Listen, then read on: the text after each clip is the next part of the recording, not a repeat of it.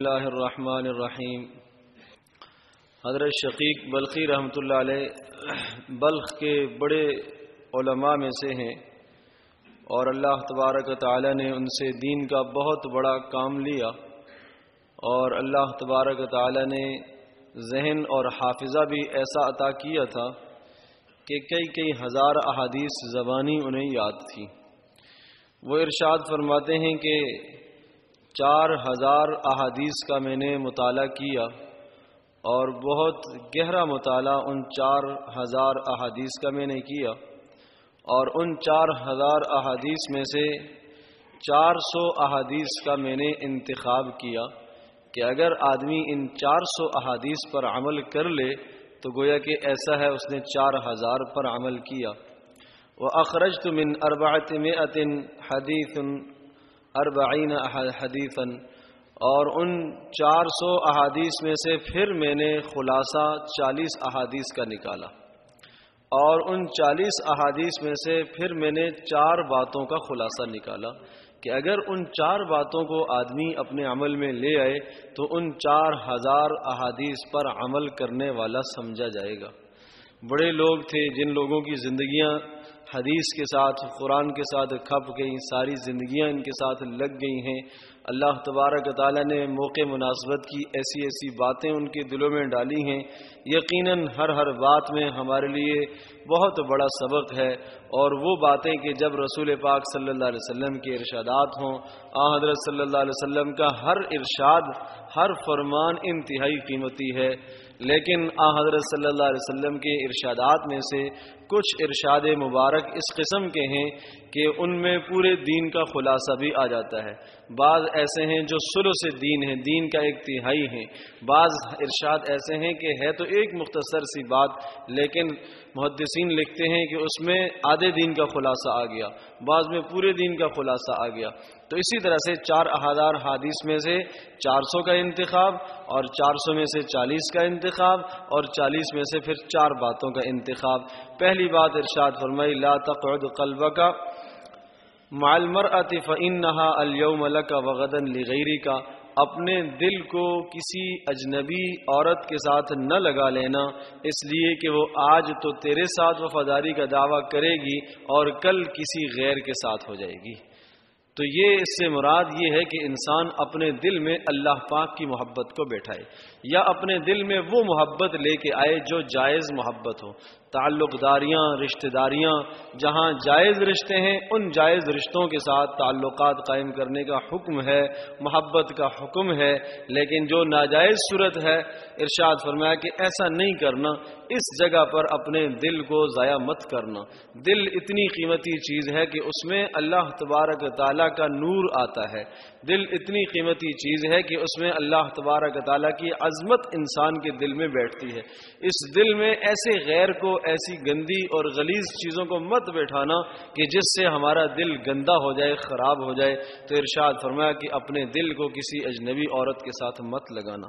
دوسری بات ارشاد فرمائی، لا تقعد قلبک مع المال فإن المال اليوم لك وغدا لغیرک، دیکھو مال کے ساتھ بھی اپنے دل کو مت جوڑنا، یہ مال آج تو آپ کا ہے لیکن کل دوسروں کا ہو جائے گا۔ اس لیے رسول پاک صلی اللہ علیہ وسلم کا فرمان ہے، ابن آدم انسان یہ کہتا ہے کہ میرا مال میرا مال میرا مال، حالانکہ اس کا مال وہ ہے جو اس نے کھا لیا، اس کا مال وہ ہے جو اس نے پہن لیا، اس کا مال وہ ہے جو اس نے صدقہ کر کے آخرت کی طرف بھیج دیا، اور یہ سب سے بہترین مال ہے۔ فرمایا جو اس نے چھوڑ دیا وہ اس کا نہیں ہے، وہ دوسروں کا ہے۔ آپ اندازہ کیجئے کہ آدمی کا اپنا مال کمایا ہوا، ساری زندگی ایک آدمی محنت کر کے کماتا ہے، آخری وقت مرنے کا وقت جب قریب آیا تو اس موقع پر ایک آدمی کہے کہ میں نے سارا مال کمایا ہے، چلو اب میں آخرت کی طرف جا رہا ہوں، میں یہ چاہتا ہوں کہ میرا مال بھی آخرت کی طرف چلا جائے، سارا مال صدقہ کر دیتا ہے۔ شریعت کہتی ہے کہ اس کا صدقہ یہ نافذ نہیں ہوگا، اس کا صدقہ نافذ نہیں ہوگا، اس لیے کہ اب یہ مال اس کا نہیں رہا، اب یہ ورثہ کا مال ہے۔ زیادہ سے زیادہ 1/3 میں اس کی एक सुलुस, एक तिहाई में इसकी वसीयत ये नाफिज हो सकती है। हाँ, सारे माल में इसकी वसीयत नाफिज नहीं हो सकती। अब मरते वक्त कितने माल पर इसका तसर्रुफ चलेगा, इख्तियार चलेगा, सिर्फ एक तिहाई पर इसका इख्तियार चलेगा, बाकी 2 तिहाई वो इसका नहीं है, अब वो दूसरों का हो गया है। तो मेरे अजीज दोस्तों, अब अंदाजा कीजिए जिस माल को इंसान ने खुद कमाया, अब उस पर इसका कोई इख्तियार नहीं है। इसलिए ये हुक्म है कि हाँ, वो वक्त आने से पहले पहले जितना खर्च कर सकते हो सारा कर दोगे। जब भी अल्लाह पाक उसको संभाल के रखेंगे, अल्लाह पाक उसको आपके लिए रखेंगे और आखिरत में अल्लाह तबारक व तआला उस पर आपको अजर अता फरमाएंगे। लेकिन जब आखिरी वक्त आ गया और इंसान अब आजिज आ गया, माल से फायदा नहीं उठा सकता, खुद सारा सदका कर दे या सारा किसी को हिबा कर दे कि मेरी तरफ से फला माल जो है सारा फलां का है, शरीयत कहती है दोनों बातें नाफिज नहीं होगी। ना तो सदका नाफिज होगा, न फलां के लिए जो आपने गिफ्ट के तौर पर, हदिये के तौर पर कह दिया है, ये बात भी नाफिज नहीं हो सकती। हाँ, 1 तिहाई के अंदर आपकी वसीयत नाफिज होगी, बाकी सारा वरसा का है। तो इसलिए इरशाद फरमाया कि माल के साथ दिल मत लगाना। हर शेख सादी रहमतुल्लाह अलैह ने बहुत प्यारी मिसाल दी। इरशाद फरमाया, देखो माल की मिसाल इस तरह से है जिस तरह से कश्ती है।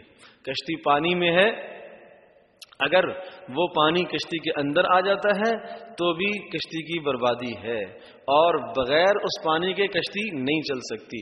इंसान की जिंदगी बगैर माल के नहीं चल सकती, इंसान की जरूरियात हैं। लेकिन अगर माल की मोहब्बत दिल में आ गई, दिल में बैठ गई, तो फिर इंसान के लिए ऐसे ही नुकसान है जिस तरह से वो कश्ती के अंदर पानी आ गया और कश्ती का डूबना यकीनी है। तीसरी बात इरशाद फरमाई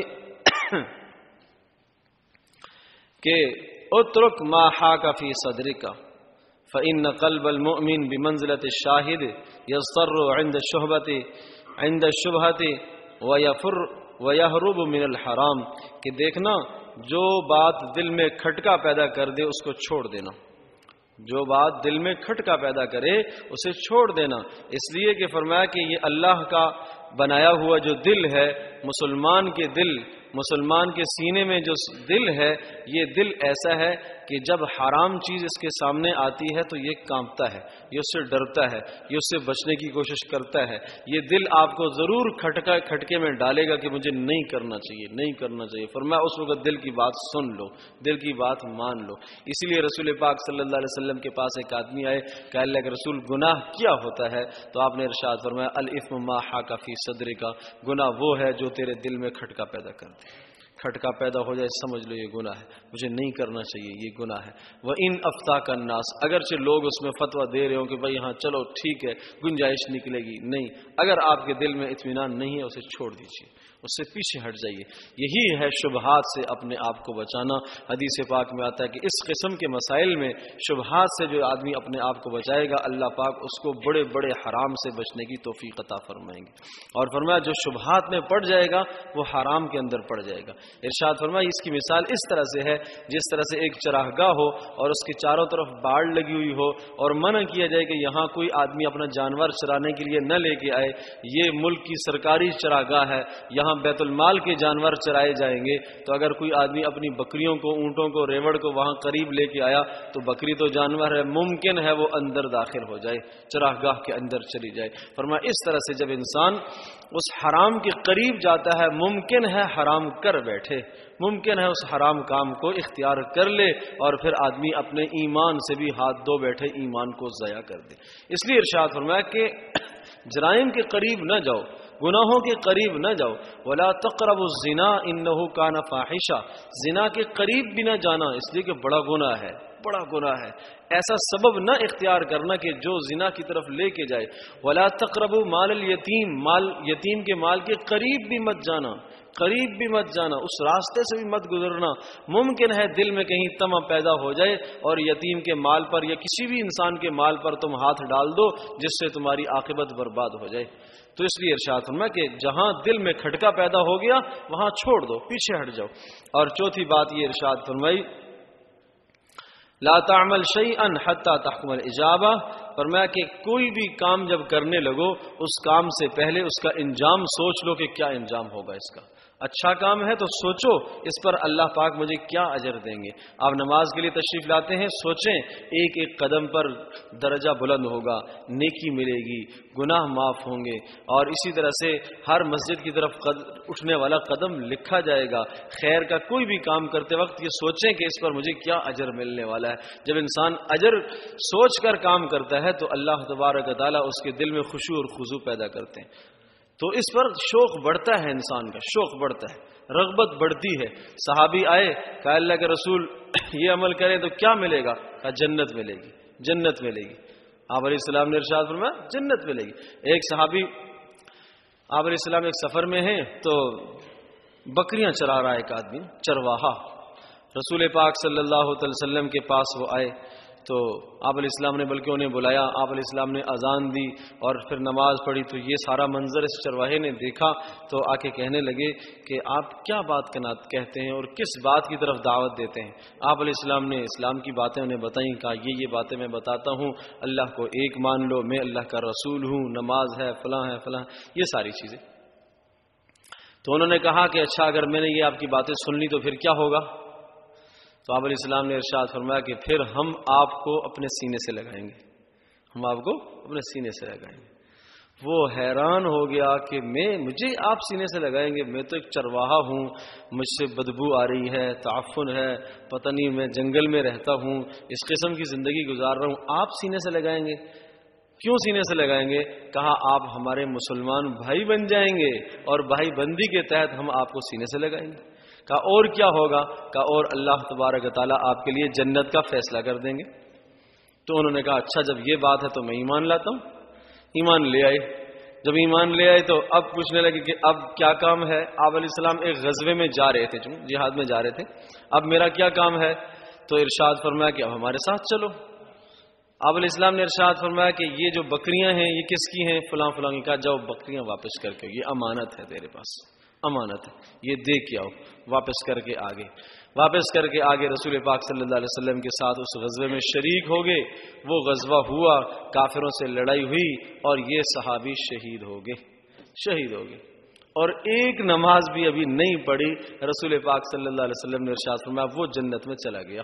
ایک نماز بھی نہیں پڑھی، جنت میں چلا گیا. تو میرے عزیز دوستو اور بزرگوں، یہ ہے کہ جب انسان شوق پیدا ہو دل کے اندر کہ ہاں اس پر مجھے کچھ ملنے والا ہے.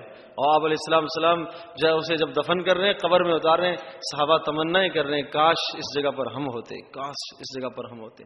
ابھی اسلام لایا، اسلام قبول کیا اور وہ جنت کا فیصلہ اس کے لیے ہو گیا. تو میرے عزیز دوست اور بزرگوں، جب انسان شوق دل میں رکھتا ہے اعمال کا تو اس طرح سے اللہ پاک اس کے لیے آسانیاں پیدا کرتے ہیں. چھوٹے چھوٹے عمل پر اللہ پاک بہت بڑا اسے اجر عطا فرماتے ہیں.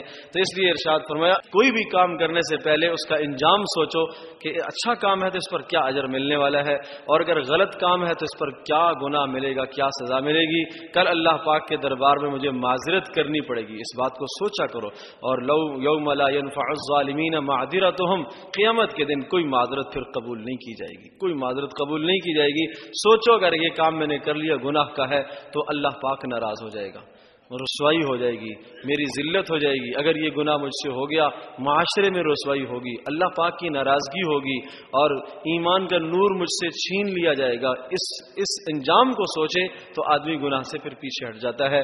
تو عرض یہ کر رہا تھا کہ فرمایا کہ 4000 احادیث میں سے 400 کا انتخاب اور 400 میں سے پھر 40 کا اور پھر 40 میں سے صرف 4 باتوں کا انتخاب فرمایا. پہلی بات کہ اپنے دل کو کسی اجنبی عورت کے ساتھ نہ لگانا. دوسری بات اپنے دل کو مال کے ساتھ نہ لگانا. تیسری بات جو بات دل میں کھٹکا پیدا کر دے اسے چھوڑ دینا، وہ گناہ ہے، اس سے بچنا، پیچھے ہٹنا. چوتھی بات اس وقت تک کوئی کام نہ کرنا جب تک انجام کو نہ سوچ لو کہ اس کا انجام کیا ہے. اچھا ہے تو کیا اچھائی ملے گی، کیا ثواب ملے گا، اور برا ہے تو کیا گناہ ملے گا. اللہ تبارک و تعالی مجھے آپ کو ہم سب کو عمل کرنے کی توفیق نصیب فرمائے.